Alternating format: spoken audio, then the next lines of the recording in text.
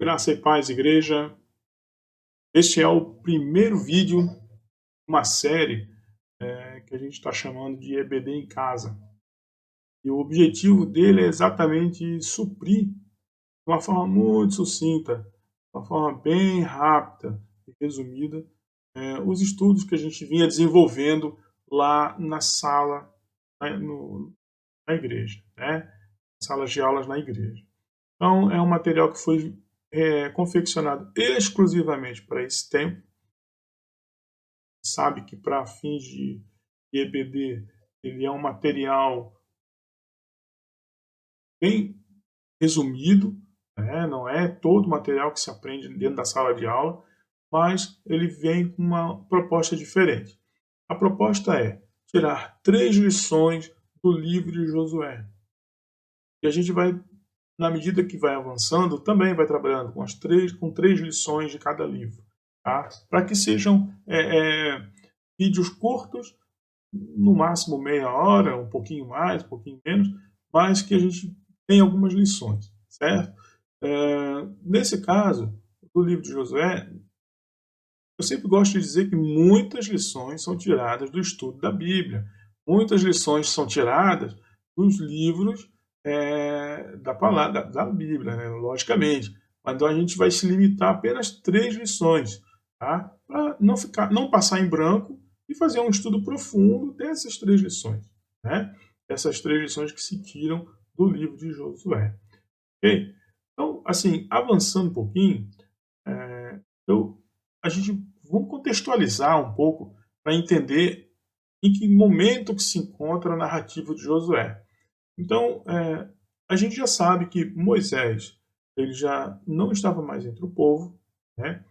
A gente sabe que Josué foi o escolhido, né? Lembra que Deus ele falou para Moisés que Moisés não entraria na Terra Prometida por um vacilo que Moisés fez, né? Cometeu, e que também Josué teria sido escolhido. Deus sabia da liderança de Josué, Deus sabia da fidelidade de Josué, mas a escolha de Josué tem todo um preparativo no começo do livro para que a gente entenda é, o porquê isso acontece, né? Então, veja bem, então, em linha geral, Moisés já tinha passado o comando do povo para Josué. Josué não foi escolhido por Moisés, foi escolhido pelo próprio Deus, né? E então Josué precisava ser forjado, é, já estava preparado, mas precisava ter uma certa convicção da própria parte de Josué que ele poderia ser realmente esse líder a guiar o povo, né? Por isso vem então a ideia, a expressão do seja forte, corajoso. Essa expressão seja forte, corajoso vai acompanhar Josué na primeira narrativa, no primeiro diálogo de Josué com Deus, tá? Mas para não ficar uma coisa muito solta, para não ficar uma coisa muito solta daquilo que seria o objetivo da EBD na sala de aula, eu vou passar para vocês aqui como que seria a divisão do livro, né? Divisão do livro de Josué. Então, até o quinto capítulo, a gente vê assim, toda a narrativa de preparando para a conquista, todos os preparativos, desde a preparação de Josué, desde a questão eh, da purificação, da circuncisão, enfim, são N fatos que acontecem nesse capítulo 1 ao 5. Né? A conquista da terra ela se dá no 6 ao 12. Então, entre o 6 e o 12, acontece a narrativa da conquista propriamente dita, tá? E tudo que envolveu essa conquista. E a divisão, então, no final, a divisão da terra, quando as pessoas começam a tomar posse, que vai do 13 ao 24, acho que tem uma falha ali, mas é o 24, depois a gente dá uma corrigida, ok? Então, essa é a parte de divisão. Então, vamos às lições propriamente ditas, as 3 lições, né? Das várias, vamos extrair 3. A primeira lição de Josué tem relação com a certeza do cuidado de Deus.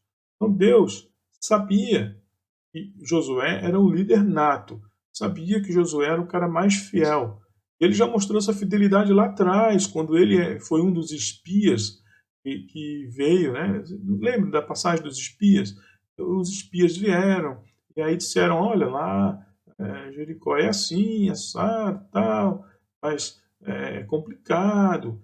O pessoal lá tem bastante comida, mas complicado. O pessoal é muito forte. O pessoal, eles ficaram com medo, mas Josué disse: não, se Deus prometeu, Deus vai dar. Então a fidelidade de Josué, ela já vinha antes, né? Apenas Josué e Caleb, lembra? Foram aqueles espias que verdadeiramente eles se mostraram fiéis, fiéis e obedientes. Lembre dessa palavrinha, fiéis e obedientes. Fidelidade e obediência. Isso também virá nessas lições.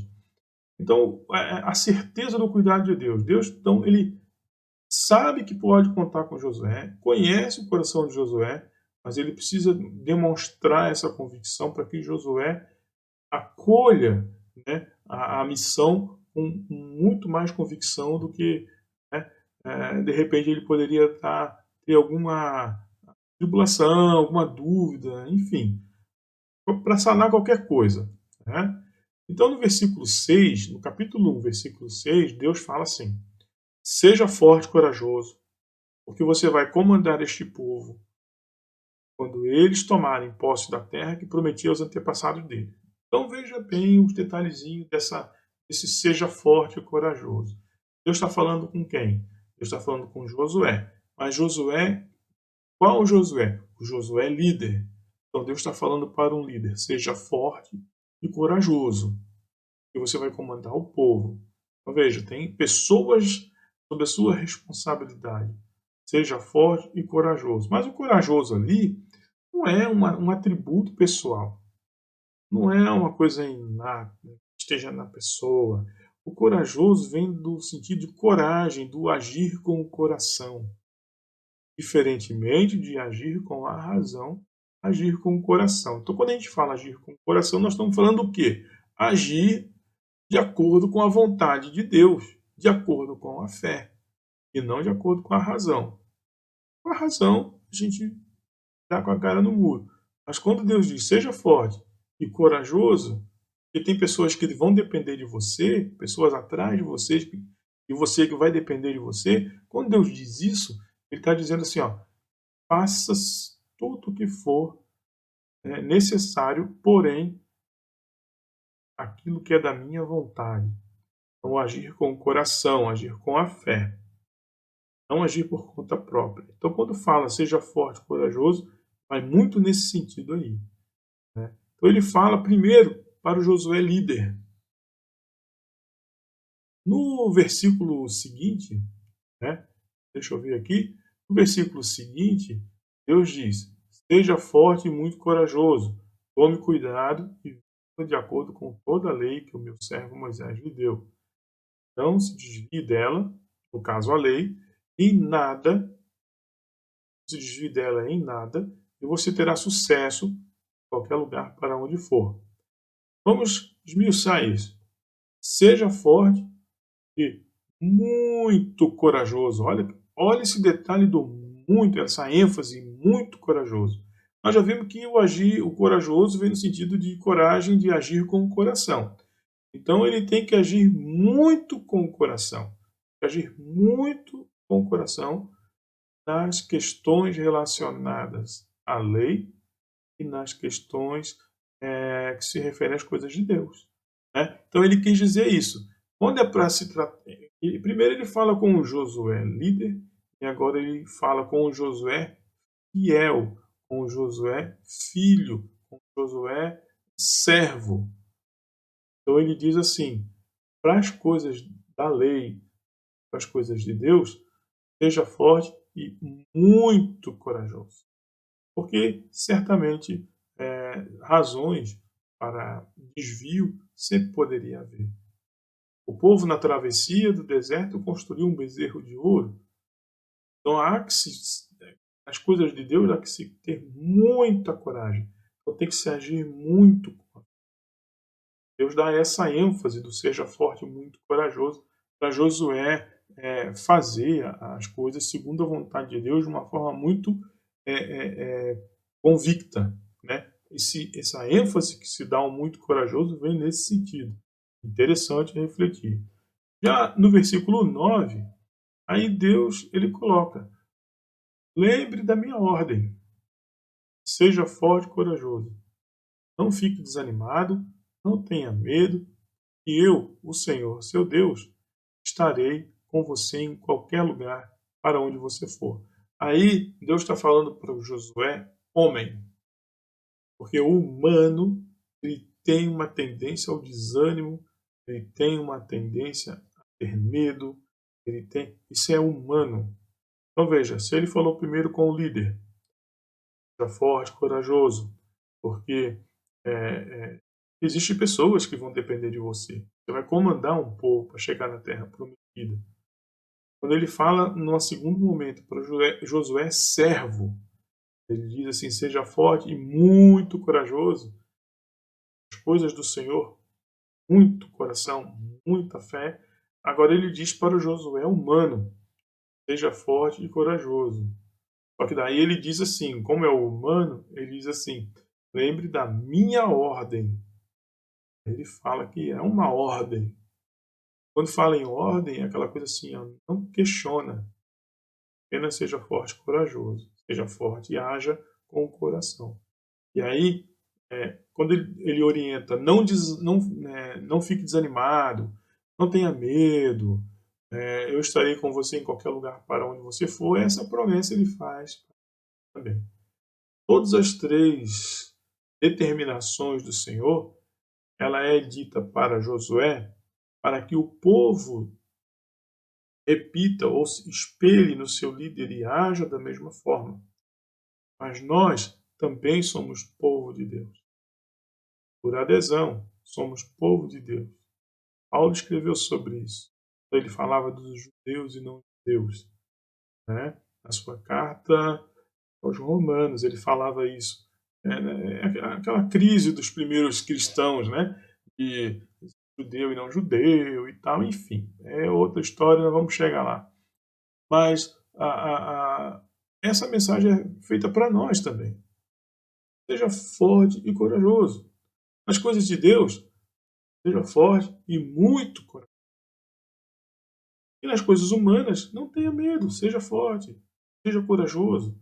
E aí vem a promessa: eu estarei com você em qualquer lugar para onde você for. Veja, coisa interessante isso. A gente pensar que Deus faz esse tipo de promessa para nós, para que a gente se mantenha fiel, porque sendo fiel, Ele será fiel. Deus é fantástico. Mas essas são as lições, a primeira lição, né? A primeira lição do livro de Josué para a gente, nessa questão do cuidado. Deus estava cuidando mesmo. Olha, ele cuidou do líder, ele cuidou do servo e ele cuidou do homem Josué. Ele cuida da gente, líder, homem e servo. E de alguma forma, somos líderes em algum momento, no trabalho, em casa, no meio social, nos grupos que você possa vir a participar, sempre você vai ter uma atitude, né? Ou como pessoal, assim, humano, não podemos ter medo. Então veja, a promessa que Deus, a lição que Deus, que a gente pode extrair da passagem, da mensagem de Deus para Josué, é a mesma mensagem que vamos tirar para nós. Essas três dimensões de homem. Claro que lá no final do capítulo 1 vem o povo dando um feedback para Josué, né? Dizendo para ele ser forte, corajoso. Como se Deus estivesse usando o povo para confirmar a Josué que ele realmente era o escolhido e a mensagem era essa mesmo. Né? Muito interessante isso. Então, e agora a gente começa a ver essa segunda lição. A segunda lição ela é interessante, porque é uma lição que mostra que o Senhor surpreende. Olha, mas como assim? Veja, o Senhor surpreende, mas ele vem surpreendendo desde sempre, desde a eternidade, quando ele teve a ideia de construir, de fabricar o homem, de construir o mundo, já foi uma grande surpresa. Mas as coisas de Deus elas são diferentes das nossas. Nós aprendemos no nosso retiro que a lógica de Deus é diferente da nossa lógica, né? Então, por isso a gente diz que Deus surpreende, o Senhor surpreende. Então, por exemplo, é, é, um trajeto que poderia ser de 1 ano de caminhada, Deus botou o povo a caminhar 40, né? Ou é, a passagem do Egito para a Terra Prometida, que poderia ou não, né? Deus dá um estalo nos dedos e o povo simplesmente sumir e aparecer na Terra Prometida. Mas Deus não, Deus surpreende. A lógica de Deus é diferente da nossa. Vem a lição do nosso retiro, né? E de que forma Deus surpreende? Primeiro, vamos lá. Os espias, quando chegaram na Terra Prometida, 2 espias, né? 2 espias foram para lá, foram descobertos, lembram disso? Vamos. Depois você dá uma pausa no vídeo e dá uma lida no texto. 2 espias foram descobertos, né? Foram protegidos por uma prostituta chamada Raabe. Raabe morava, a casa de Raabe era junto das muralhas. Então aquelas muralhas certamente iriam cair, né? Raabe e a sua família iria morrer com pedra na cabeça, vamos botar assim, né? Mas o que acontece? Olha essa dinâmica da surpresa de Deus. Em primeiro lugar, Deus usa uma prostituta. Tantas pessoas naquela cidade e Deus escolhe uma prostituta para ser a pessoa que vai salvar os espias. E a gente precisa entender um detalhe. Hoje nós somos quem somos porque precisou acontecer aqueles eventos lá atrás. Precisaram acontecer, né? E esses eventos que aconteceram lá atrás foram extremamente importantes para que hoje a gente possa ter, por exemplo, a figura de Jesus. Se somos cristãos, todos os detalhes, todos os mínimos atos que aconteceram no passado foram importantes para hoje a gente ser chamado de cristão. Então veja, no detalhe Deus age. Deus escolheu a viúva Raabe. A viúva nada, opa, a prostituta Raabe. Ela simplesmente reconheceu o nosso Deus como Deus único, como Deus poderoso, né? E disse para eles assim: olha, eu protegi vocês aqui e tal, eu acredito no Deus de vocês, eu sei que o Deus de vocês tem poder, e lembra de mim. Veja bem, se a gente for observar e fizer um link lá na cruz, né? Por isso eu botei a cruz ali de propósito, né? Por 2 razões. Se a gente lembrar da cruz, tinha um ladrão do lado que disse assim: lembra de mim no paraíso. E o Senhor lembrou, o Senhor prometeu a ele o paraíso. Ele reconheceu Jesus. Ele entendeu que Jesus era Deus, que era Salvador, que era Rei.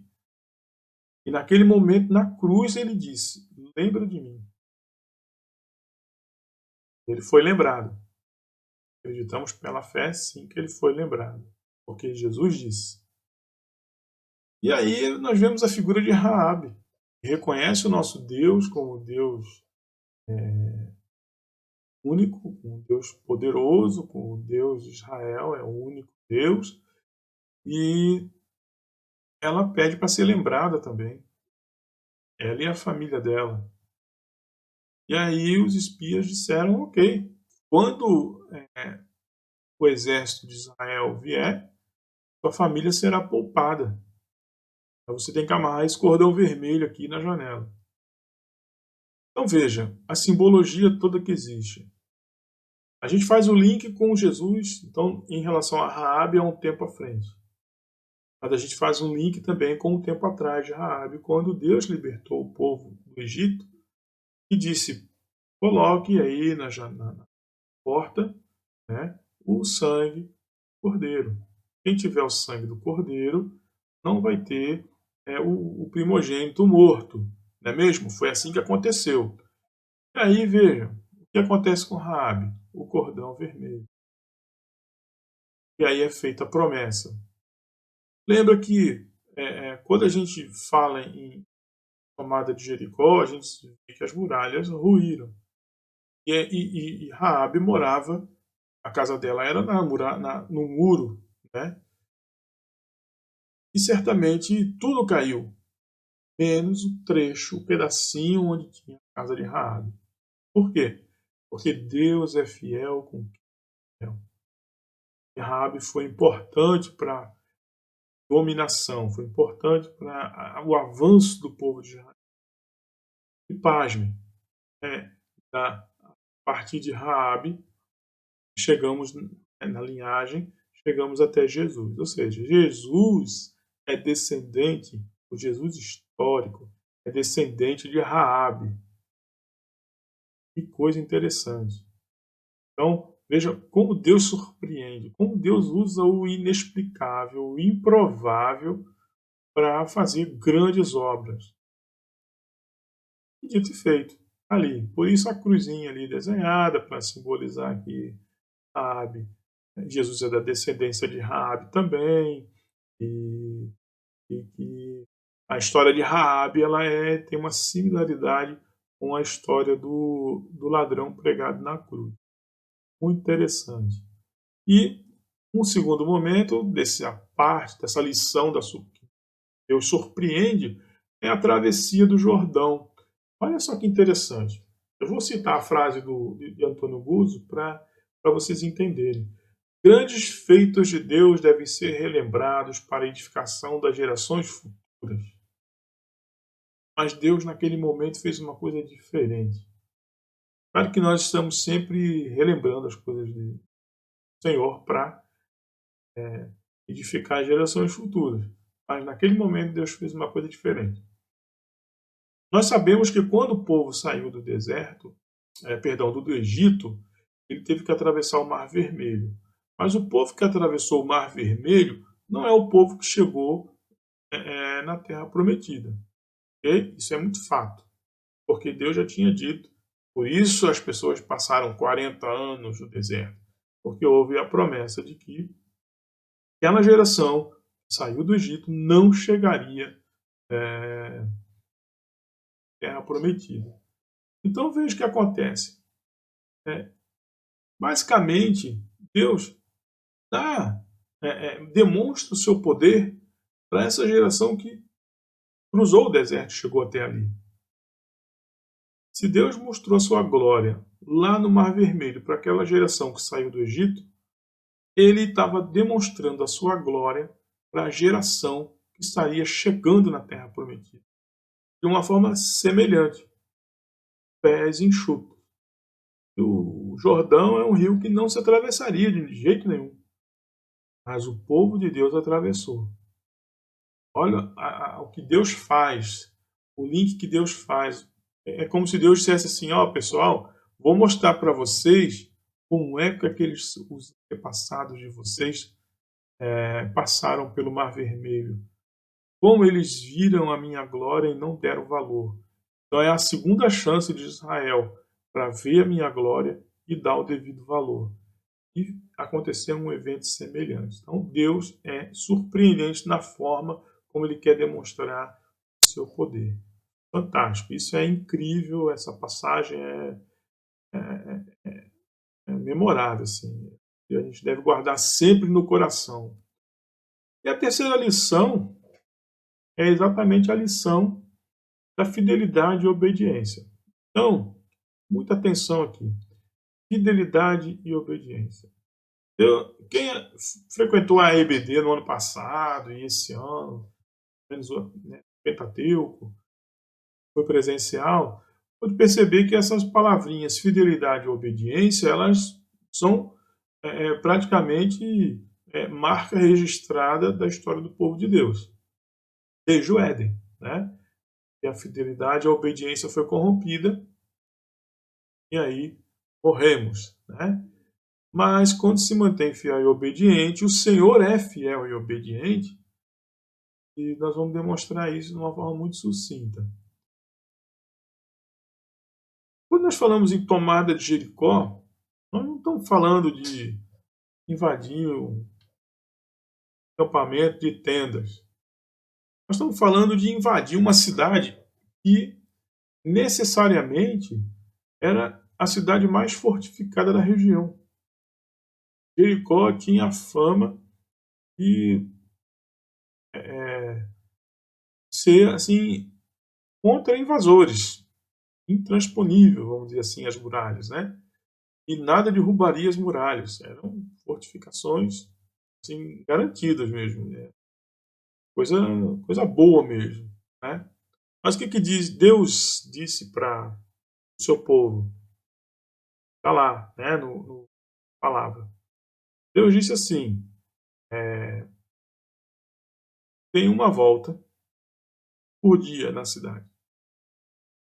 Observem esse detalhe. Deus quer que as pessoas, que o povo, fizesse aquilo que ele estava determinando.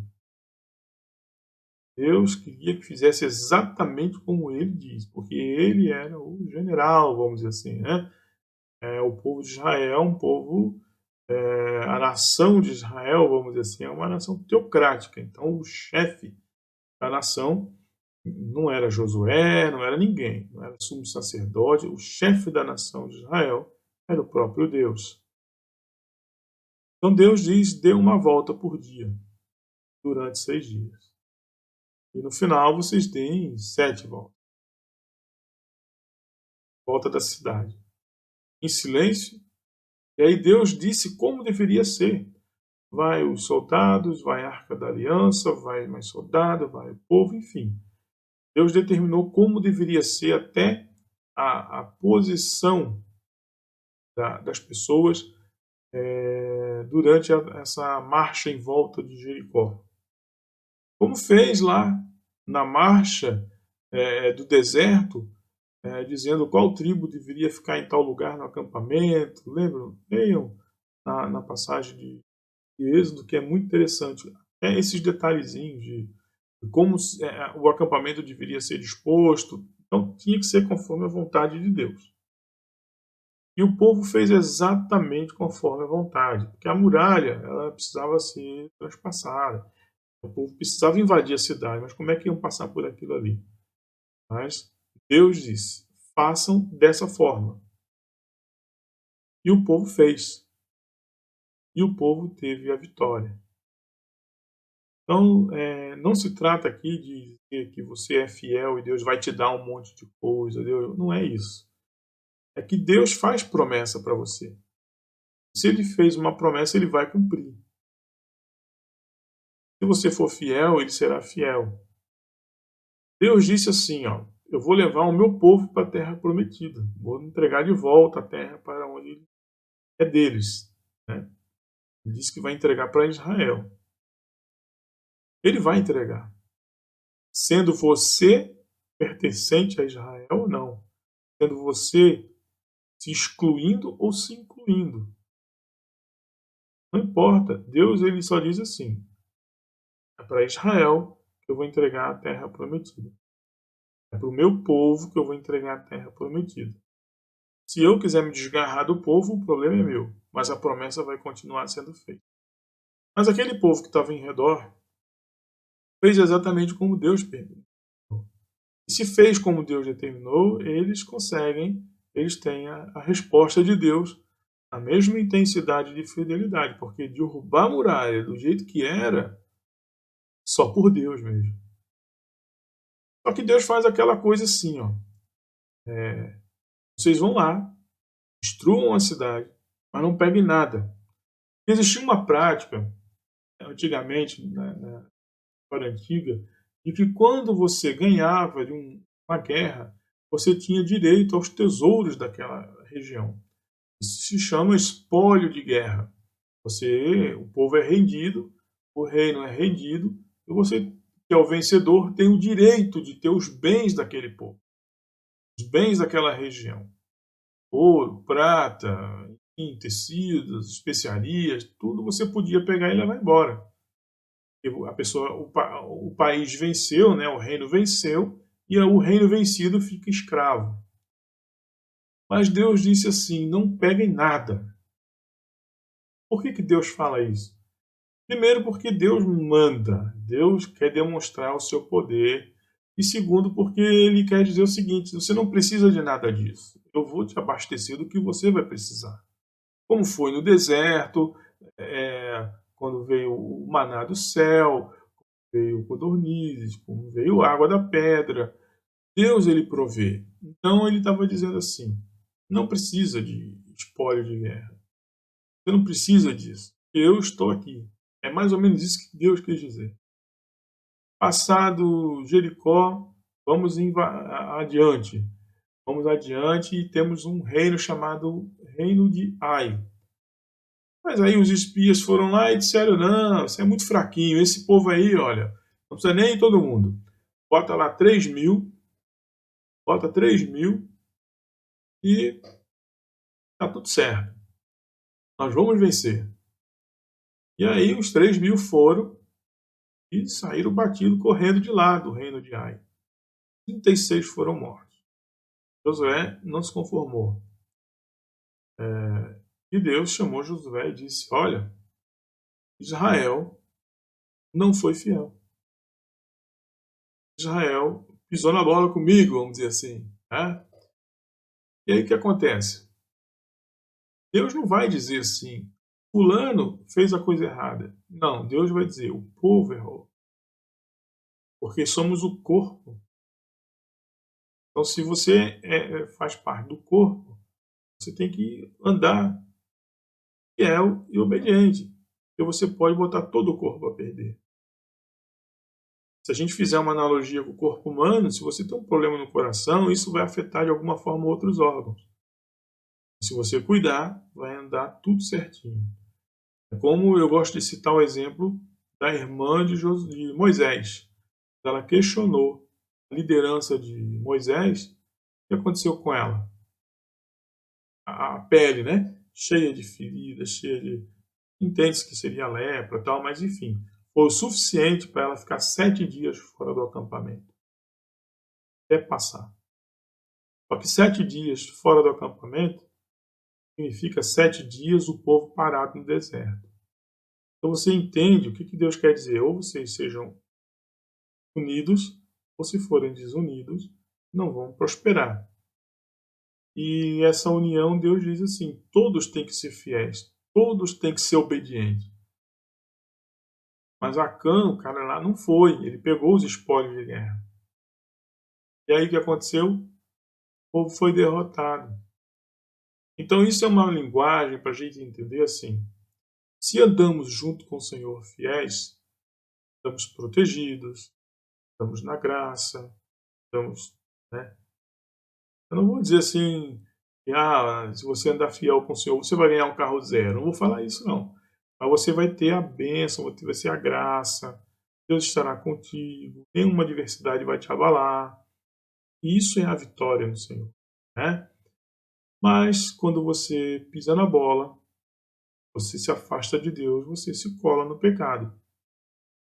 Então, o salário do pecado é a morte. É assim que acontece com a gente quando a gente está caminhando com o Senhor e de repente a gente resolve pegar um espólio de guerra. Cada pisada na bola que a gente dá é um espólio de guerra que a gente busca para a gente. Mas se Deus diz: não precisa do espólio de guerra, porque eu estou aqui para lhe abastecer do que você precisa. Se o nosso Deus é um Deus que provê, não precisamos temer nada.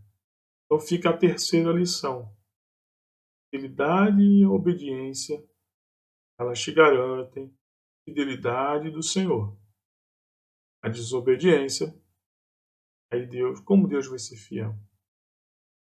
Porque não é Deus que escolhe que você desobedeça, é uma escolha tua.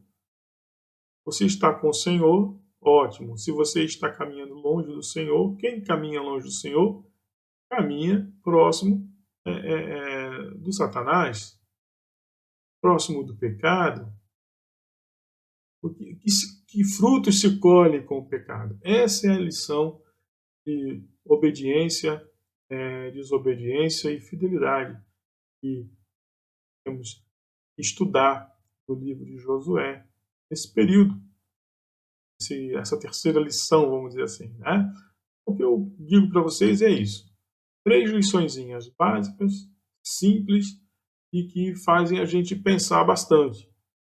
E eu peço que vocês, então, reflitam sobre essas 3 lições e possamos, se Deus quiser, apresentar mais vídeos para que a gente possa refletir a palavra do Senhor. E por fim, fica a grande lição. Seja forte e corajoso. Essa é a mensagem que o Senhor nos traz. Assim, por falar no apanhado geral, o Senhor nos dá essa mensagem. Seja forte e corajoso. Em tudo, meus irmãos, em tudo. Seja forte e corajoso. No seu trabalho, seja forte e corajoso. No grupo de pessoas, na família, no grupo social, seja forte e corajoso. Forte no sentido de manter a fé. Corajoso no sentido de agir pela fé. Ir com o coração. Não se deixar levar pelas coisas que o mundo oferece e pelo desencorajamento que o mundo apresenta em relação à nossa fé. Mantenhamos firmes, sólidos no Senhor. Amém? Fique com Deus, um forte abraço e até a próxima.